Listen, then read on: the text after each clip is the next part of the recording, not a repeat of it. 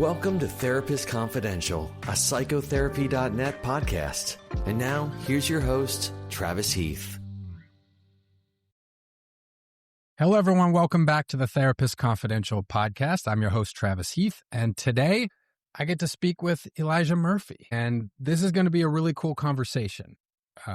He is a rising scholar in the field, which I think is pretty cool. I think you'll really enjoy his work. I mean, we'll talk about things like hope, resilience, racial trauma. What does it mean to pursue healing while acknowledging systemic injustice, which is something I think we talk about in the field more, but what does that actually mean? And we'll also talk about Elijah's experience, as a graduate student and what he's seeing in the field that maybe old heads like me, in their mid-40s might be missing. There's a lot of growth I think our field still needs to have. So I'm really excited about this particular conversation. Elijah, welcome in, man. Thank you for having me. I'm really excited to be here and have this conversation. Now, for folks that may not be aware of your work, I mean, you have a website, so folks can check out your website. But Elijah, can you give us some idea about who you are and your work? Absolutely. So I am now a incoming predoctoral intern at the Medical University of South Carolina. I've been getting my PhD in clinical psychology at the University of Houston for the past 5 years. So going on my 6th year of training. Prior to that, I did a 5-year BA/MA program at the American University in Washington, D.C. in psychology. And yeah, so that was kind of my trajectory to where I am at today. I'm kind of in the 23rd grade because I went straight through regarding schooling. So I love how you said that, the 23rd grade. I was trying to explain that. I got a 14-year-old and a 10-year-old. I tried to explain to them just how long I had to be in school. And I think I might have scared them off from doing any kind of graduate school when they heard just how long we end up being in school. And you just recently, like within the last week or two, moved to Charleston, South Carolina, correct, for your pre-doc? Yep, I just moved on the 1st. So yeah, 2 weeks. Yeah. So I'm even more grateful that in the midst of all that, you took time to join us here. Now, let's talk about how we connected. So there was this APA Minority Fellowship Program Summit that happened at San Diego State University. And this is how we came in contact. And first of all, I didn't even know such a thing existed, especially when I was like a student. So I show up in this room and I see I don't know what it was. You'd probably know the number, but 30, 40 Black and brown faces in this room and mentors as well. And I was just kind of shocked that this whole thing existed, which is telling because, I'm a professor, chair of a department, and one of my colleagues in the department, is part of this group. And I don't know anything about it. Now, maybe that's just on me, probably is on me. But I was amazed at that such a thing existed. And just to hear, people like yourself and all the cool things that were going on. I wonder if I can just start there since that's how we came into knowing one another. And maybe you could speak about your experiences with the APA Minority Fellowship Program. Absolutely. So transparently, I'm actually new to the program. So I've had it for the past year. And when you go off to internship, they kind of tape you off because I think they want you to focus on internship and those type of things. So for my 5th year in my doctoral training, I was able to be a part of the Minority Fellowship Program. A lot of that has looked like various workshops and trainings. They also do have a financial stipend that they give you quarterly, as well as the summit, where we have that kind of just like training and development, but also networking. And then we also are going to have another one in a few weeks at the APA conference. So it's been cool. It's been cool to meet other people. And like you said, just the breadth of how many Black and brown folks were in the same room and there were of similar minds and kind of in the psychology and mental health professions. Because again, not everybody in the fellowship program is on track to be a psychologist. Some people are master's level therapists and those type of things. It's mainly for folks who are wanting to do some type of work clinically. So there's a lot of different walks of life. But again, that same goal of improving mental health outcomes for folk of color and those type of things. So it's been cool. Yeah, and maybe this is a good place to ask you about what pulled you toward clinical psychology in the first place. And, when did you realize that this might be a viable career and something that you had interest in? Absolutely. I think for me, I definitely didn't have I'll start off by saying regarding clinical psychology, there's a hidden curriculum and a hidden blueprint of how to get there. right? Mm. So for me, I didn't, and a lot of other people that I've either talked to or tried to mentor and those type of things who were interested in, let's just say, higher education in psychology, because again, the knowledge base regarding how to pursue that is so kind of hidden, and there's so many different walls and barriers to how do you do this or how do you do this right. So I didn't end up learning about clinical psychology PhDs until I want to say my senior year at American. That was transitioning into my 1 year master's, when I actually met a professor there who was teaching one of my courses. And she kind of held me back aside after one of our tests and was like, hey, your work is really good. You belong in a graduate program. And at the time, I was just like, okay, well, I'm already doing the master's I did 5 years at American because I was a college athlete as well. So I redshirted and then I had my 4 years. So I was like, oh, I was already going to do a master's. But she had met like PhD and those type of things. So the way that it was presented to me, she talked about clinical psych, PhD versus PsyD. And for me, because PhDs were more funded, I was like, okay, I'm going to go the PhD route. The reason why I think I really decided to go into clinical psychology and something that really was transformative for me after I learned about the process, because initially, again, I know PhDs versus PsyDs, there's a lot more research in PhDs. And at that time, I thought research was like test tubes and stuff. Transparently, at that point in my life, I was like, that don't sound fun to me. That sounds boring. But she was like, no, give it a try. Like, it's not that. And I was like, okay. But the reason why, around that period too, it was like the 2020, 2021 period when I was in that senior to 1 year master's period at American. And that was around the time of all the more heightened racial injustices and those type of things, the racial tension, right? So with the murder of George Floyd and those type of things, I remember during that period of time just feeling extremely powerless. Now, mind you, I'm at a predominantly white institution and I was on a predominantly white sports team. Now, I'll just leave that there.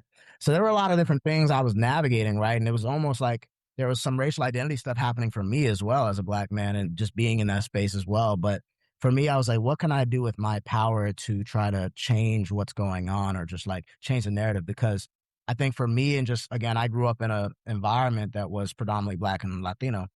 Realizing that, oh, people don't have the perspective of, oh, well, maybe these are some of the reasons why police officers, for example, are discriminating against Black people, or that is the case, right? When I saw people questioning that, I was like, oh, so this isn't a universal experience, right? So I remember having that like shit moment, and I was like, what can I do with my power? And I was like, okay, through clinical psychology, there are various hats that I can wear with the PhD.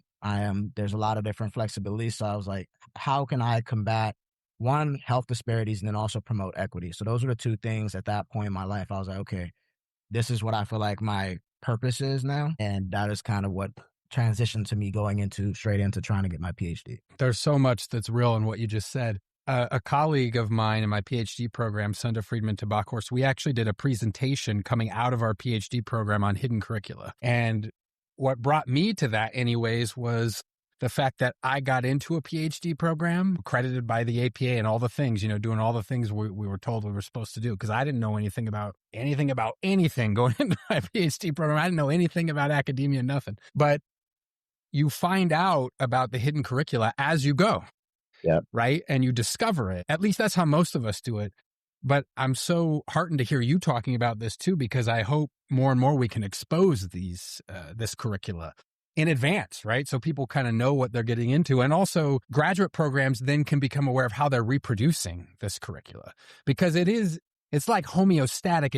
It's just how the programs operate, right? Unless there's a conscious awareness and operating differently. If you feel comfortable, I'm wondering if you can speak a little bit about how you noticed and then navigated the hidden curricula that can be so present in, not just in psychology, but this is the field we're in, that, in graduate programs in psychology. Absolutely. I mean, transparent, I'm still navigating it. There's still things that I'm learning to this day. For me, it's been a lot of asking questions and leaning on support and mentorship. I think mentorship is something that's really huge. Again, as I was applying to PhD programs, if it wasn't for the stress and emotion and coping lab at American University and the grad students there and the lab supervisor, Dr. Kate Gunther, a lot of these things regarding like reach out to the mentor ahead of time regarding graduate school, knowing, okay, how do you apply to PhD programs? Different things like, oh, okay, you can make a spreadsheet for this, or there's a page for this, or there's a seminar for this. Helping out with things like personal statements and figuring out I have to start doing research. so that I can be competitive, right? And again, like as I've been in this PhD program too, I'm realizing how it's still impacting the future generation because there's still undergraduates that whether I've taught or they've just asked me about being a research assistant, like folks are starting later still versus like these kind of career PhDs. Cause there's that juxtaposition, right? There's people who've kind of been bred for this, or like at least they had that kind of heads up a while ago. And again, no shade to people who had those resources and those opportunities. Yeah. How can we continue to make sure that other people also have that playing field and also recognize if they didn't have that, how can we even the playing field? That's what equity means, right? So for regarding the hidden curriculum, like as I got into grad school, just whether it be trying to mentor other, like again, undergraduate students or just talking to various people who are at my level and they're like, okay, I want to be in academia. It's like, how are we going to change these things too? Because it's very, again, I can see it's a very complex thing, right? So it's very easier said than done to want to ensure that we're equitably bringing people into graduate school programs. But then we also have to support folks, right? So it's very easy. It's like, okay, well, I know this person was mentored by this person. I know that person is really, really dope. And I know that they're going to have this undergraduate ready. So I'm going to make sure that I'm going to recruit their undergraduate. Or, if some person's connected to this person that, oh, okay, they have a little bit of an edge up. But what about the folks who didn't have those resources and those mentorship opportunities, right? So thinking about it and like what different factors are advisors looking for in a undergraduate. And it's so hard because like I even get this question still today of like, what are people looking for? And it's like, it's so subjective. Yes, it's so subjective. You're right. And then you either have the insider knowledge or you don't, right? And those people that have the insider knowledge have a leg up. And sometimes that comes because they had parents or other people they were close to that understand how to navigate that system. And again, no shade to folks that did, right?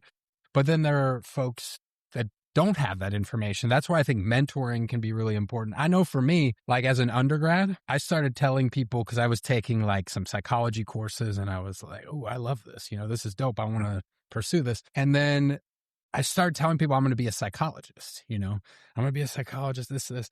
And then finally I had one of my primary mentors and he like sat me down at one point and he's like, if you want to be a psychologist, you got to go to graduate school. And I didn't even know. I thought you graduated with an undergraduate degree and you could be a psychologist, And I'm like, really? You have to go to graduate school? Like, what does this look like? And I don't really know the difference. I mean, I knew a PhD was like, quote unquote, better than a master's. Like it took longer, but I didn't know anything about any of this. And then he goes, well, if you want to be a psychologist, you're going to have to get a PhD. I go, well, how long is that going to take? 6 to 8 years. I was like, no way. Like my 22-year-old self was like, I'm not doing that. And then I heard a master's degree. How long does that take? Well, it could take like 2 years. I'm like, well, I could do something for 2 years, right? Yeah. But if you don't understand that landscape, right, you're immediately at a disadvantage. And it's like applying for a master's program is challenging as well. But boy, PhD programs, there are so many moving parts. Like you said, reaching out to the mentor ahead of time, the potential mentor. Right. I mean, I would have never thought to do that. In fact, I would have thought like I was a burden or something, and folks are saying, no, you've got to reach out ahead of time. So mentoring is crucial, I think, in part of what you're saying and where we find those mentors to sort of help us navigate this if we don't have that knowledge. Now, one thing I want to ask you, you said you were an athlete. I was as well. Do you mind if I ask what sport you played? Yeah, I was a wrestler. So I wrestled high school and college, wrestled Division I. Ooh, you're a wrestler. Okay. Ooh, I like that. I was a basketball player. Well, I played soccer and football and other things too, but basketball was my favorite sport. We always used to have a little thing going on with the wrestlers because we'd be competing for the gym. You know what I mean? Yeah. And so, we were sort of saying like, you can go wrestle somewhere else. Where are we supposed to find hoops? So it was like a friendly rivalry with the wrestling team. But I'll tell you what, I wouldn't mess with those dudes. They were tough. Okay, so you wrestled, and then you said something else that caught my attention. I just thought this was really funny because it's so true. I had similar experiences. When you heard about research, you thought about like test tubes and stuff. Like we have this image of someone in a lab coat, and that's what research means. Unless someone helps us understand otherwise, this is the sort of stereotypical image. I'm wondering if you could talk some about how then you stepped into research and what you discovered research to be for you in your work. Yeah, super interesting question. So it was very slow going initially because, again, I was an undergraduate student, didn't have much research experience, but I knew that I needed to get something fast. So I ended up like splitting time in a few labs. So like, the first lab I ever like kind of got into was a child anxiety lab. And mostly that was just like it was like, I think their lab was kind of just getting off the ground. So it was more of like, okay, how do we get different toys for their lab so that the kids feel more comfortable and stuff like that? And I was like, oh, okay, this is interesting. I think they also had me do a lit review. So I think that was interesting. And then again, with the stress and emotion lab, which was the lab that I did most of my work in, I really did just about everything, I feel like, because I also did my master's thesis with them too.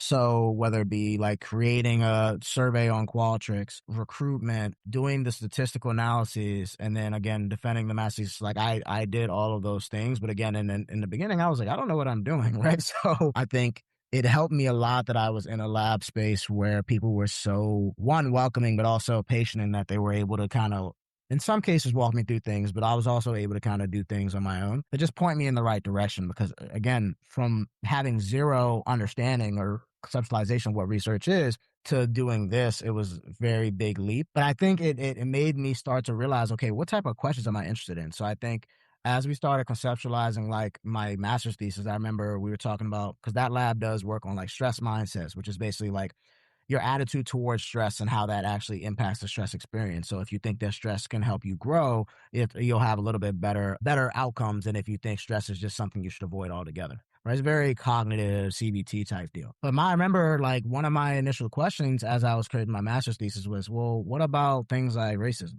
What about things like identity-based stress? It's like, I feel like the type of stress matters, nuance matters.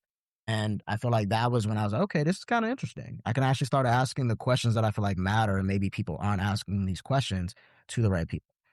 I love that it started with questions. I mean, I think that's where great research usually starts, is it's like the quality of the questions that we're asking. Okay, so you started thinking about identity and you started thinking about racial trauma and racism and so forth, which it's interesting in terms of like clinical and counseling psychology. I'm sure I'll have some people dispute this, which is okay. Y'all can email me. But this is an area that we haven't done so well in clinical psychology. I think like social psychology, for example, has done much better in terms of researching these sorts of phenomena. Now it's from a different lens, right? Because social psychologists aren't attempting to do like one-on-one or group or family therapy with someone. But I think social psychology has been ahead of us, and I don't know that we've done all that well. I think it's in the last, like you mentioned, since George Floyd's murder. So what are we talking, the last 5-6 years now? It's been of interest. Like I hear a lot more about it. I hear a lot more about, to be honest, it feels like it's fallen off a little the last couple of years, but there was some momentum around, like the idea of systemic racism and its clinical impacts, for example. But what was missing is like how this actually gets addressed. So there was a lot of energy around it, a lot of buzzwords. People were saying, I'm an anti-racist and all these things. And on one hand, that sort of momentum can be nice. It's like a starting point.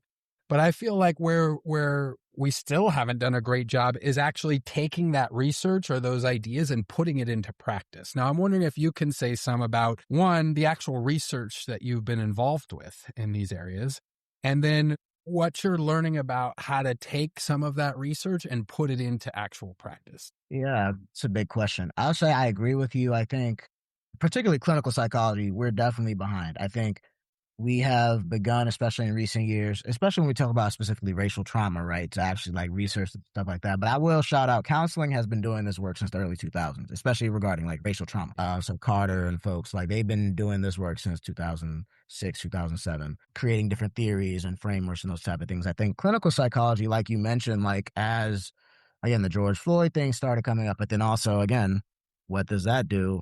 Funding opportunities came up. So people started saying, okay, I'm going to, and then again, some people weren't actually studying racism. They were more so saying, oh, I'm going to study diverse groups, because those are two different things, right? I think clinical psychology began to be interested in that. And I think a lot of that, again, was funding driven.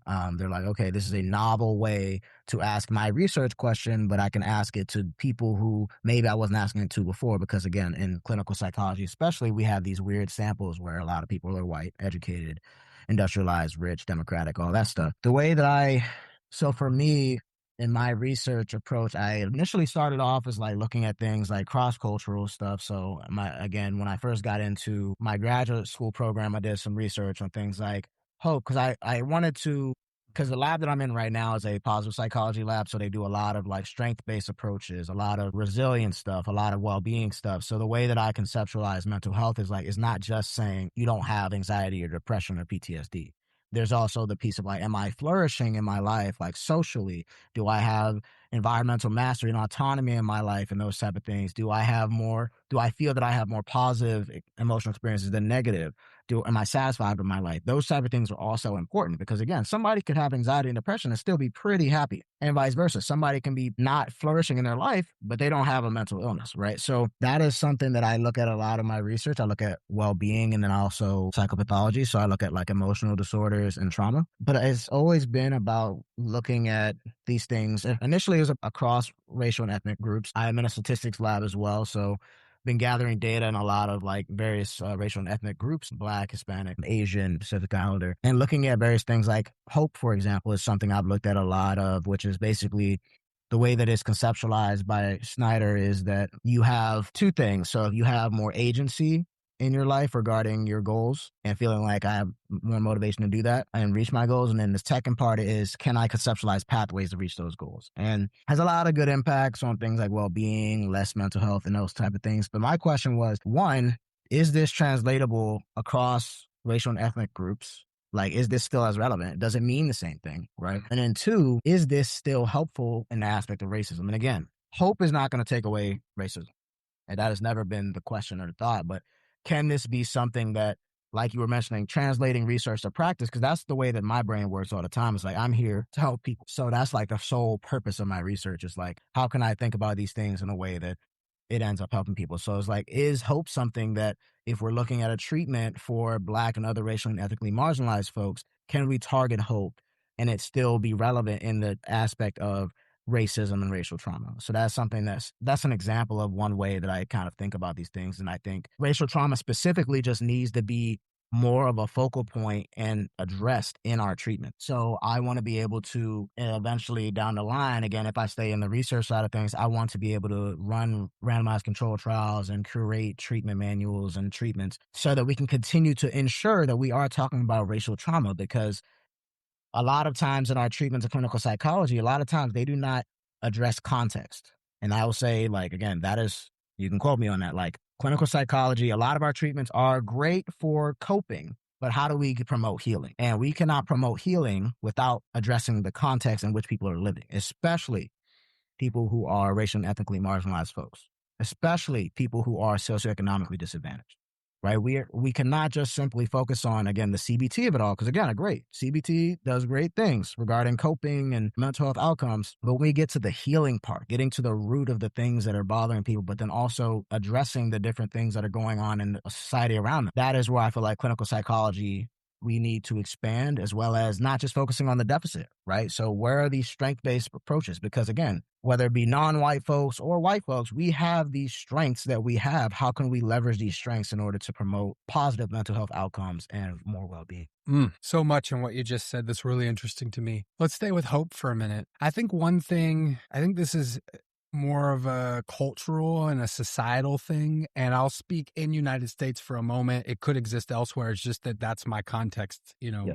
I was raised and I live in United States. So it seems like we often, whether intentionally or not, create binaries, right? And part of what I hear you saying and talking about hope is that, I think, you can tell me if I'm wrong, is that hope can exist alongside other things. So hope doesn't eradicate racial trauma, but I'm wondering if part of what you're finding is that hope can be useful in navigating a world where racial trauma exists. And then the other part is like, hope can mean a lot of different things. You know what I mean? Because I feel like sometimes what might be hopeful for one person isn't for another, or what might be hopeful for one community isn't for another. You know, like I even think back to those days of COVID where it was like just individual people I would be working with. It would be in the early days, like March, April, of 2020. And there'd be people that were like, the summer's going to come and this thing's going to go away and we're all going to be good. And as a clinician, my job isn't to say, I don't think that's going to happen. My job's to be curious about their experience and try to understand it. But of course, internally, making sense of that for myself, I'm going like, there's a lot of people smarter than me on this. I don't think that's going to happen, right? But what I was interested in is people were trying to cultivate hope. Now, it was actually a hope that ended up for many people causing more harm than good, because it was a hope that wasn't rooted in the reality of what was happening, right? And so hope's tricky because, like, on one hand, if we're just trying to find hope anywhere and we're kind of ignoring context and reality and just, we're going to be hopeful, that can actually make people feel worse, anecdotally, I've observed. But then on the other hand, if we don't find hope somewhere and we can't find something to grasp onto, then we could slip so far into despair that it can be hard to go forward. And so hope for me, just in my own world as a person, but also as a clinician, has been tricky. It's something I'm always interested in. Plus, if you look at the research, I mean, if people don't feel hope early in the therapy process, they leave, quite understandably, because part of what they're struggling with usually when they come to see us is hope.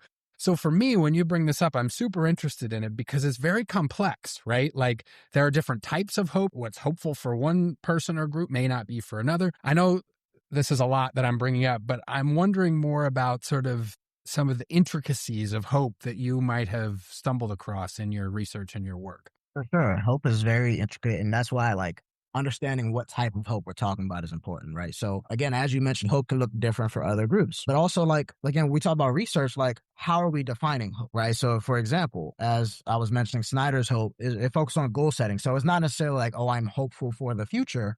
It's more so, again, I can think of ways to go towards my goals and I have agency into reaching my goals. Now, there's also optimism, which may be also more of like, okay, I'm optimistic about the future and those type of things. But there are also various different types of conceptualizations of hope. And that's why I've also been wanting to study hope in that aspect as well, because what you were describing earlier regarding like that balance of being like super hopeful for the future to where it's unrealistic and you're ignoring context, or just being too down the weeds, it actually lends really nicely to this theory that I leaned on for my dissertation, the radical healing framework, which is like key facets of the radical healing framework is that dialect that you were describing of like, can I envision a future where, and again, the radical healing framework is specifically talking about resisting racial trauma and those type of things for people of color. But it's a similar notion of like, can I envision a future where liberation is possible while also still remaining grounded and being able to recognize the systemic inequities around me and those forces, right? And the balancing act, again, is not a binary like you were mentioning, it's a dialect, right? So on one hand, I'm trying to remain hopeful for the future and envisioning things for the future, but not being too unrealistic.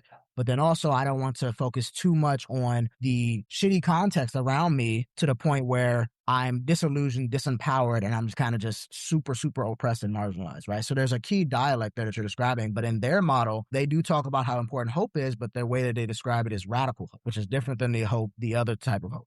So again, there's different conceptualizations of hope and what that would look like. And that's why I think hope is a super interesting thing. And I think, again, it's very timely, especially for the past like 6 years with just again, with how more heightened again, because I don't like to act like, I think a lot of people like to act like these last 6 years have been unique, when in reality it's history repeating itself. And these types of things have been happening to various communities for a long time. I think it's just the oppression is being televised, not to change the quote of Kendrick. The revolution is being televised a little bit, but the oppression is being televised now. So now people are talking about it and like, shit, this is a lot. There's a lot going on. Yeah. This stuff's been happening. So I always like to say yes and. But to your point, yes, hope is a super intricate thing. And that's why, again, when we talk about these different concepts in psychology, for, I guess, our therapists out there, like, it's important to operationalize what we're talking about. Because, again, we can't observe these things like without quote-unquote hard sciences can. Yeah, boy, that really rang true in my heart and soul, what you just said. I've been talking a lot about how it's interesting that folks are acting like racism's this new thing that came along with Trump or something. You know what I mean? And that this resistance and protests and so forth are new as well. And of course, none of this is new. Now, it each has its own maybe unique flavor at different periods of time, but you're right. Historically, I was teaching this history and systems of psychology course. I used to teach it at my first institution at the undergrad level for a long time. I remember one of the many mass shootings that happened, this was over a decade or so ago, had happened earlier that morning. And then we had class. So, we were sort of processing some of that. And people were talking about like what a uniquely sort of horrific time this was. And it was interesting because we were about to talk that day about something in history that was just as horrific, right? I won't spare you the history lesson. But I said, is it really that unique? Now, it's very troubling, and it's troubling when you're living it, but is it really that unique? And it's not that unique. The way it might manifest at this particular time can be interesting. Mark Twain, he said something like, history doesn't repeat, but it rhymes, something like that, right? I think when we don't see the larger context, we potentially miss something really important. All right. Now, you've been using this phrase racial trauma, and I want to understand this a little bit better. I want to understand how you make sense of that term, right? And also maybe you could speak to what you think researchers and clinicians might be missing in terms of fully understanding that term and its implications. Yeah, I remember, and again, this is something that I've continued to study over the past specifically like 3 or 4 years. I remember when I first heard the term racial trauma was actually in grad school. Because I think like, again, during that 2020, 2021 period, I remember saying to people like, yeah, racism can be traumatic. But I didn't realize it was an actual term for it until like I went to, I want to say, I think it was ABCT in like 2021 or something like that, 2023. Where I went to one of the panel discussions about racial trauma and they were talking about it. I was like, oh, okay. So now there's language for it. But the way that again, it's your experiences with racism. And again, I'm going to back up. So my advisor, he is a PTSD researcher. And I also get this question from other people who study PTSD. A lot of the question is, well, how is it different? There are a lot of differences, right, between racial trauma and PTSD. They're not the same. Can racism produce PTSD? Yes, because if, let's say, there is actual or threatened violence and threats of death and those type of things, sexual violence, those type of things, yes, it would meet that criterion A for PTSD. When we say racial trauma does not have a criterion A, so it does not need to meet this criterion A to be there. But then also it accounts for your experiences of racism, vicarious experiences of racism, historical trauma, and intergenerational trauma. So again, when we're talking about racism, this concept and this construct that has been oppressing people of color for millennia, there are, again, passed down impacts of that. There are vicarious impacts of that and those type of things. And it's that shared identity piece that also makes it so unique from other types of trauma. That shared identity piece, but then also, again, the pervasive nature of it. Because again, there are so many different types of racism. We're not just talking about somebody going down the street and calling you something or a hate crime. Right. There are a lot of different types of racism and oppression that are impacting people and producing these trauma symptoms that can include things like anxiety, depression, more anger, hypervigilance, feeling devalued and invisible, feeling more marginalized from your community. There's a lot of different ways that racial trauma can manifest. And that's another reason why it is so distinct from other types of trauma is that it can manifest in so many different ways depending on things like someone's racial identity development or just how they identify in general, culturally, their racial socialization. There's a lot of different factors that impact how someone's racial trauma will manifest, as well as what's interesting, and I think is going to be an interesting direction that the field of clinical or counseling will be thinking about is there's one line of thought that, we don't need to pathologize racial trauma. Because again, it's a normal reaction to the unjust impacts of racism. But from the clinical psychology aspect of that, folks are like, well, how do we then go and treat it? How do we get insurance to cover it, for example? How do we get funding to create randomized controlled trials for it and manualize it? And how do we get it in the DSM and all these other type of questions? Whereas I feel like people more on the counseling side of things are like, nah, it doesn't need all that.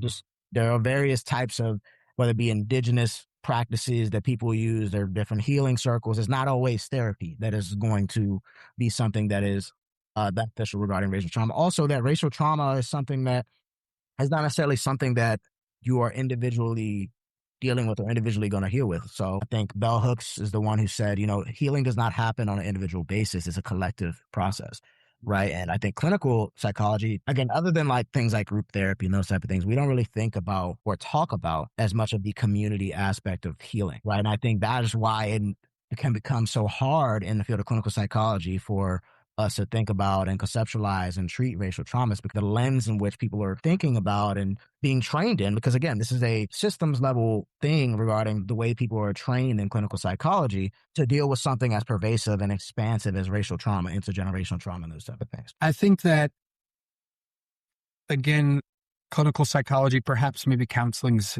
been ahead of the curve on this, but we haven't talked about racism well. And what I mean is, like, clinicians haven't gotten good training on how to navigate the effects of racism. So often what's happened is, like, folks are, especially white therapists, are taught to be empathic around racism, which is, like, I'm not anti-empathy, but I'm just saying, like, if that's the intervention, is just to be empathic about, oh, that racism must be really hard. I mean, people can do empathy better than that, but you know what I mean? Then that's lacking, because as you were just pointing out, racism can take different forms.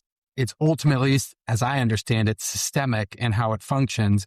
And so just having empathy around racism isn't useful. So people are, not just people, entire fields are having to reconceptualize how we have therapeutic conversations about things like racism, right? And I see folks making those efforts now, and that's encouraging. And so I see, like, at least some interest and maybe some tailwinds there that are pushing that forward.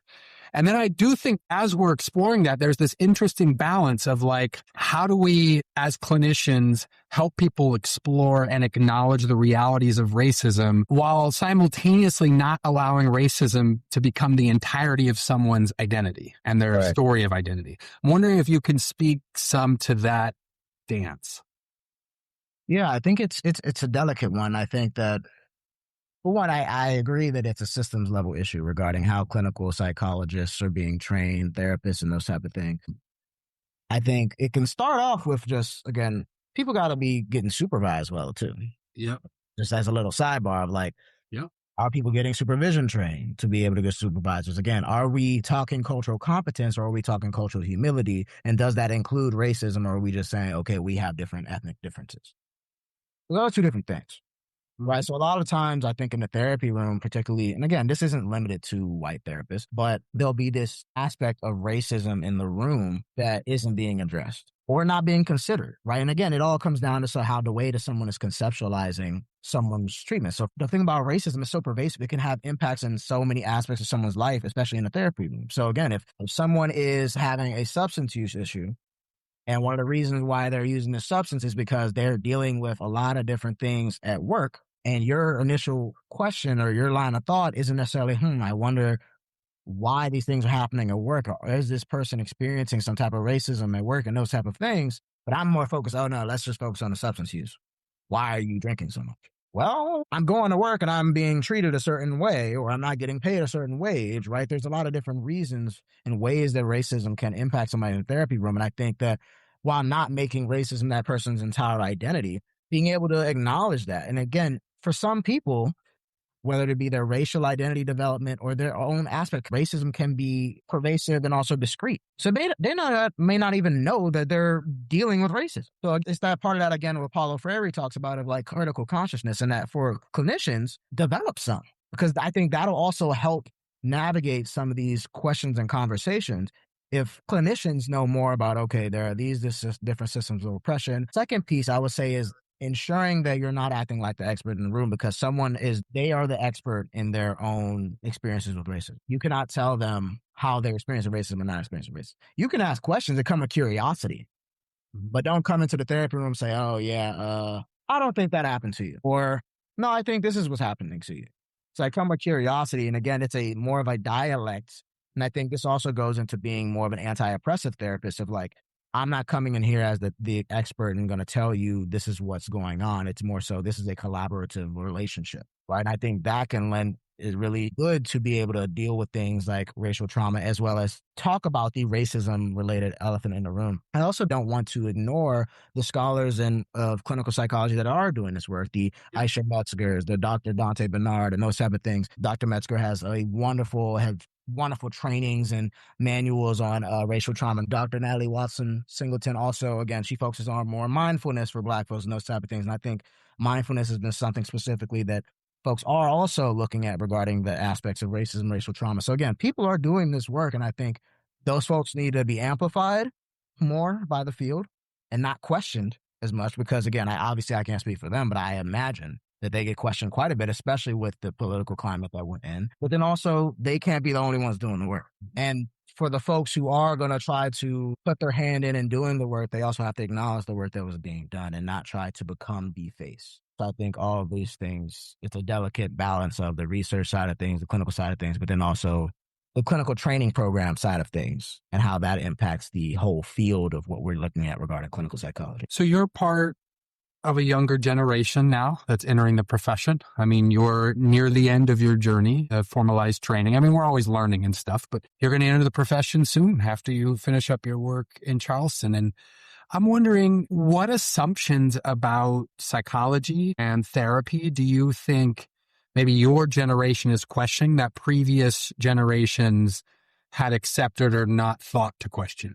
I think we're questioning some of the existing treatments. I think that's always something that, again, that's how science kind of works. But I also think that it does get to a point where when something type of treatment or some type of conceptualization is so mainstreamed, people kind of like, oh, I don't want to question that. And I feel like for certain treatments, low key, there's some cultish kind of followings regarding certain treatments. I feel like at least for my generation, at least the people that I've around and talked to, there's a lot more of like open-mindedness and curiosity while also being able to be critical of various things. Like, yes, again, things like CBT, super helpful for this. I think it misses the mark for this. Again, I only use CBT as an example because that's the one that we focus on the most, at least in my training program.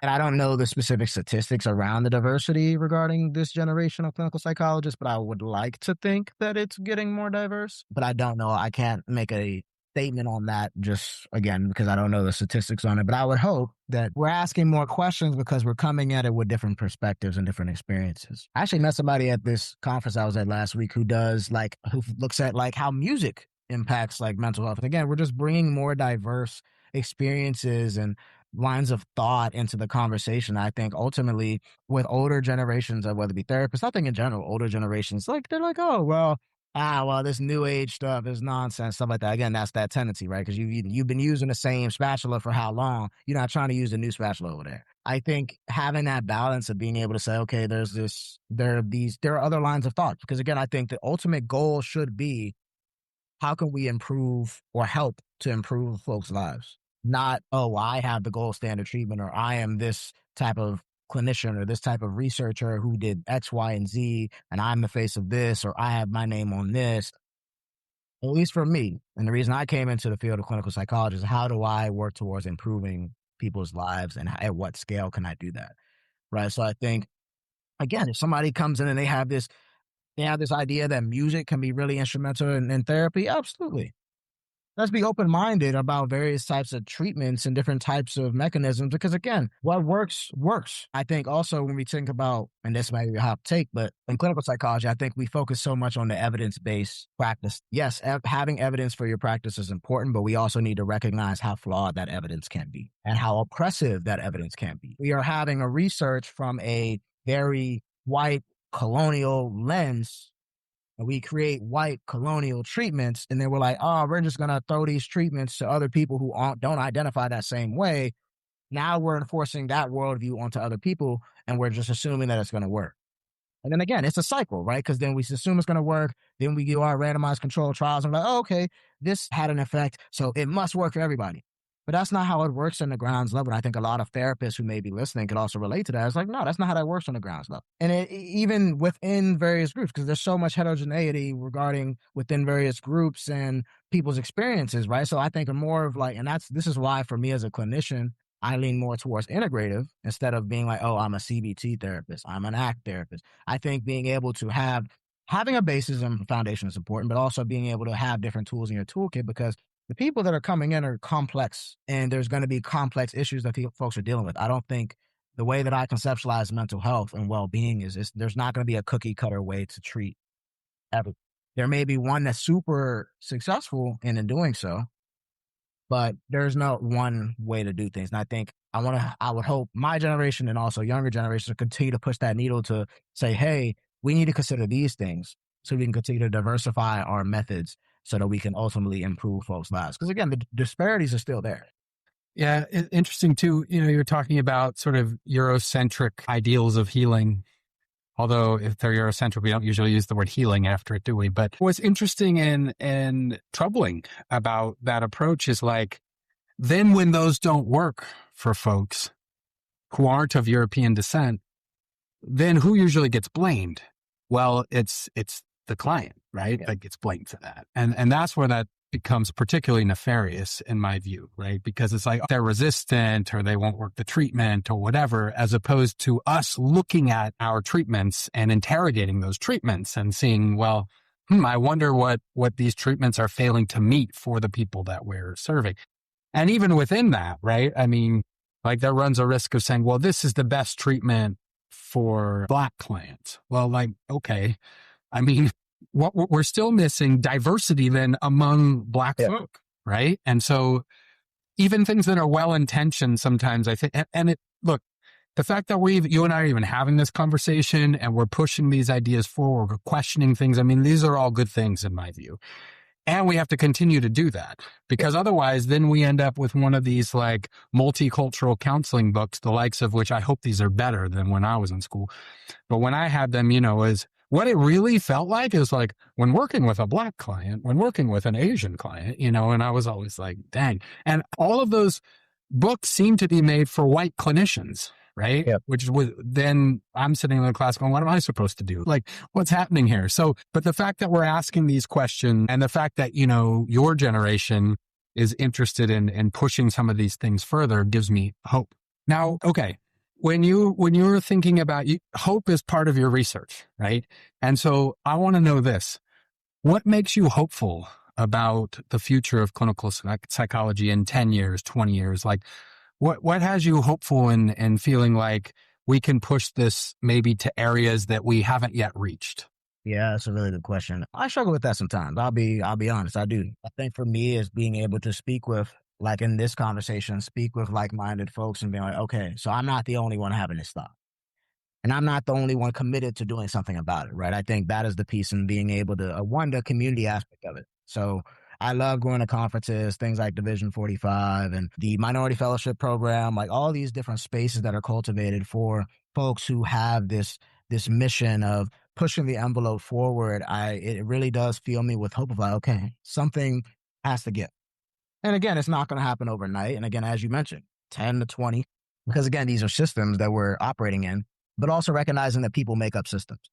So as we continue to, I don't say infiltrate because we're already a part of it, the system, but as we continue to push the needle in that system and disrupt it, those are the type of things that give me hope. And that just, again, the different colleagues I've been able to meet and the various mentors I've been able to have. And I'm like, okay, but also recognizing, again, it's not just our generation. There are people in various older generations too, again, like mentors that I've had of like, okay, you've been doing this work.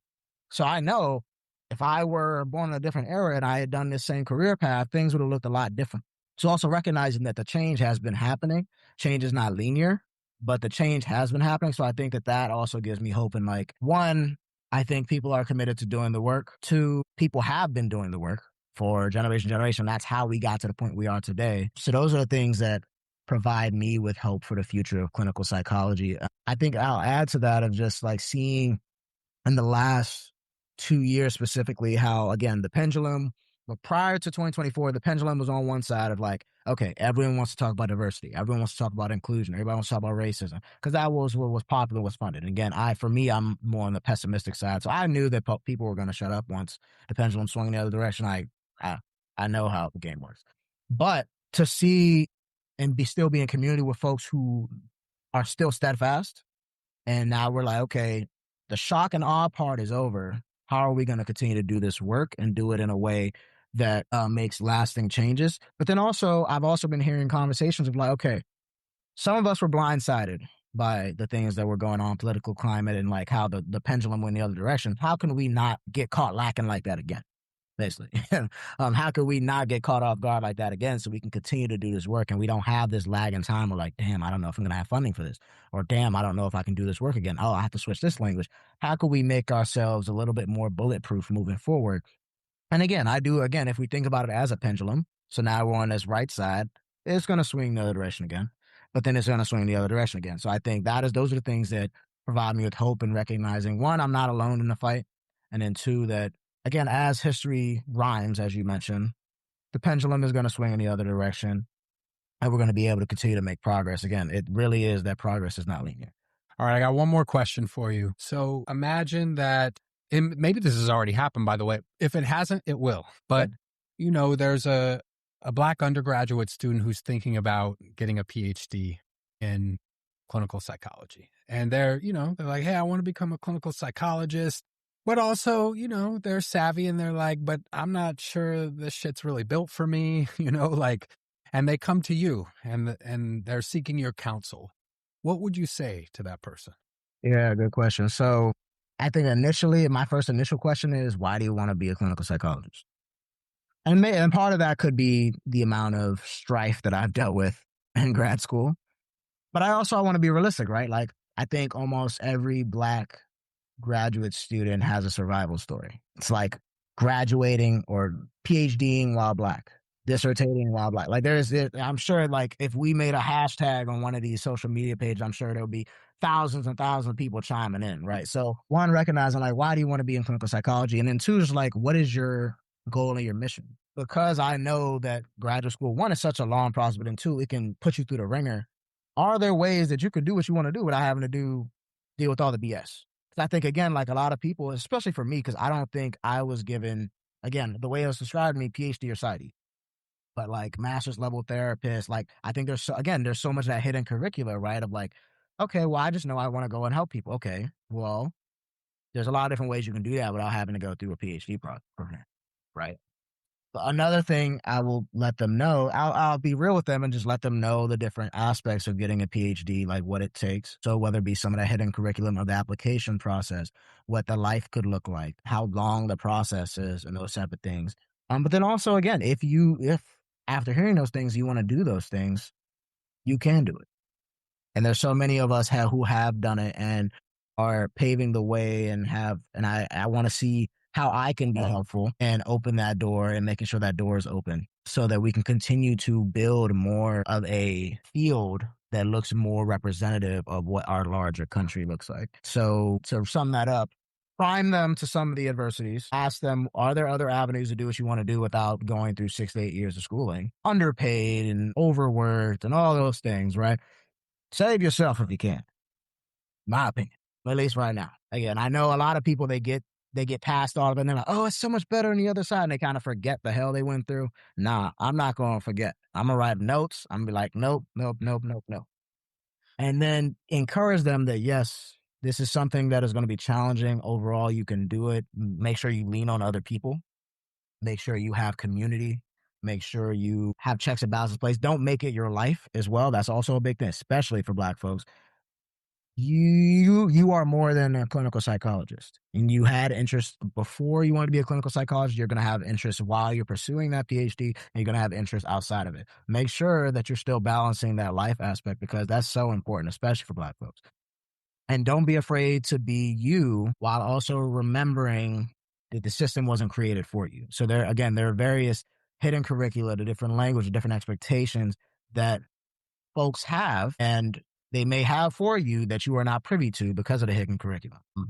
There was a thought I had about Black men specifically regarding, again, for some folks, they're just not going to know what to do with you. They're not going to know what to do with you. And again, this is the case for Black women as well, and Black non-binary folks. But again, folks, you're going to be one of few, more than likely. And then people are not, again, depending on what exactly you want to do. And if you're in hopefully you find a space where you're around more Black psychologists. That was not my experience in undergrad and even grad school. I did have one supervisor. Well, I had a couple towards the end, but recognizing that depending on where you are in the country, that is not the norm, right? So recognizing that you may be one of a few and folks may not know what to do with you. But that is not a reflection of you. That is more of a reflection of them, and to remain grounded in yourself and your own worth, because the way that this training program and these training systems are created is to make you question yourself, to make you feel less than, to make you feel inadequate and that you have to bow down to someone in order to be able to get to where you got to get to. And that is not what is needed. That is not the best for us, especially for Black and brown folks. There are so many strengths that we bring to the table when we enter these PhD programs that a lot of the the organizational kind of structure of it kind of weeds out and tries to make you kind of this cookie cutter type of person. And no, we need to lean more on our strengths while also learning, right? We're still there to learn and train, but then also being able to also bring our strengths to the table. So long-winded, but those are my thoughts. Yeah, I don't know if it's long-winded. I mean, it's a complex topic. And one thing I've appreciated throughout this conversation, the way you tend to nuance. Like, I can't recall a question I asked you today where you just gave like an easy answer. And that's because, I mean, I'm sure there are some that I could have asked, but that's because we're dealing with complex topics, right? And rarely is there a simple answer. And, you know, I think when we start finding simple answers, we're probably not asking very good questions anymore. So I appreciate the way that you've tended to nuance. And I'm excited, to be honest, to see where you're headed. The research you've already done is really needed in the field. And then, you know, to think that you're just getting started, it's like, man, I'm excited to see where you might end up next. So I said that was my last question. I'm just going to ask you one other quick one. Like, if you could, for yourself, as you imagine your life moving forward in 5, 10, 20 years, what are your hopes and dreams? Where do you want to end up? That's a really good question, and one that I'm asking myself every day, especially as now, you know, recently defended my dissertation, now transitioning to internship. I'm like, okay, you've been through the ringer, but I can see the light a little bit. Where do I want to be? I think ideally, at least right now, like some type of blend between research and clinical practice is something that I always kind of wanted because, again, the PhD route, I wanted to have options. I also really enjoyed teaching while I was in my PhD program, so that would also be cool. But what's really been heavy on my heart lately is that whatever I do, there has to be some type of community-facing aspect to it. So whether that be engaging community-based participatory research, having my own practice, or partnering with a community practice. I've also had the idea of like building a nonprofit, but it has to be something community-based and community-grounded, because for me, like that was my why, right? Although I do the research stuff, like it's not my why. I do have questions, and I've learned to become good at asking them and doing the research regarding them, but publishing the papers has never been my why. At the end of the day, I want to be able to create treatments. And again, my ultimate goal is to help people improve their lives and help people feel better and alleviate suffering. I feel like that is my purpose. And I really am asking myself that question every day of like, where is the place that I can do that? And what is the setting that I can do that in a way that I feel grounded in the community that I'm around and communities that were like mine, like Prince George's County, Maryland. So I know it's not a specific, like, I want to work in this type of center, or I want to go into academia. I have concepts of ideas. Again, I think the initial thought was to go into academia, at least to start, and also have a practice on the side. But I'm not sure. I'm still debating. I think, again, if I were to go into that space, I'd have to be able to do something community facing. What's most interesting are the questions you're asking yourself. Like, those seem most useful. The outcomes will reveal themselves over time, right? But you're asking good questions about what it is that you want. Like, what's your purpose? Why do you want to be doing this? You know? And if people don't ask those questions, then they end up publishing a bunch of papers down the road, and they're, 40, 45, whatever it is, years old. And they go, what the hell was I doing with my life there, right? So I appreciate the questions that you're asking, and I think they'll lead you to a place that is worthwhile. Look, man, I appreciate it. You literally just moved to Charleston. You're just getting settled. You got a little time off before you start your pre-doc, and here you are speaking for an hour plus to me. Elijah, I really appreciate it. Thanks for your time today. I really appreciate you having me. This was an awesome discussion. I feel like we could have talked for like 2-3 hours. See, me too. I could keep going. Also, if folks want to find you someplace, can you direct them to where they could maybe get in touch with you? Yes. So I have LinkedIn. So my LinkedIn is, I think it's Elijah Murphy. I also have my website, Elijah R. Murphy, although I need to update that. I also I do have a professional Instagram, which is Elijah Murphy MA. And I think those are the main platforms. But then also my email, I can, again, if there's possible to kind of link the email, like people can feel free to email me and stuff like that. I think if I could just say it as ermurphy3@uh.edu. So if folks have questions, want to network, again, I'm always looking to meet like-minded people. So any of those platforms. Appreciate your time, and let's talk again soon, brother. Absolutely. Thank you for having me.